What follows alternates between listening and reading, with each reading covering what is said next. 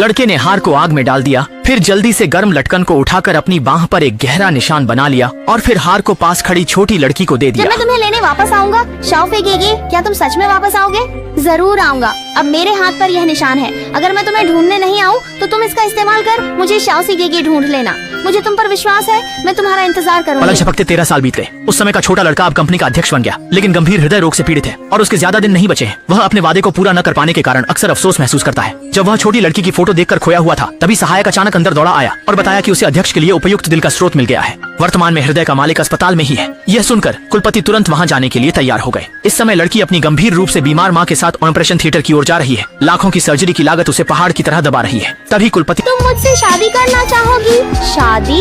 क्यों? कोई क्यों नहीं, बस तुम्हारा चुनाव हो गया है। मुझे क्यों शादी करनी चाहिए? तुम्हें 1 महीने के लिए खुश रहना होगा।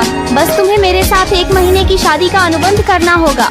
1 महीने बाद अनुबंध खत्म होने पर मैं किसी को 1 अरब रुपए देने के लिए कहूँगा। लड़की ने सुना तो वास्तव में उसका मन डोल गया, क्योंकि यह पैसा उसकी मां की बीमारी का इलाज कराने के लिए पर्याप्त था। लेकिन उसने पहले ही किसी को पसंद किया हुआ था। असल में वह वही छोटी लड़की थी। इस तरह की दुविधा ने लड़की को अत्यधिक पीड़ा में डाल दिया। मजबूत विचार विमर्श के बाद उसने अपनी मां के लिए बचपन की उस मासूम वादे को छोड़ देने का फैसला किया। पर जैसे ही उसने कलम उठाकर हस्ताक्षर करने की तैयारी की, पहले की वह खूबसूरत तस्वीर फिर से दिमाग में उभर आई। अतीत में डूबी हुई वह हस्ताक्षर नहीं कर पाई। सहायक के याद दिलाने पर लड़की ने मन ही मन अपने छोटे भाई को विदाई दी और फिर मुश्किल से अपना नाम लिखा।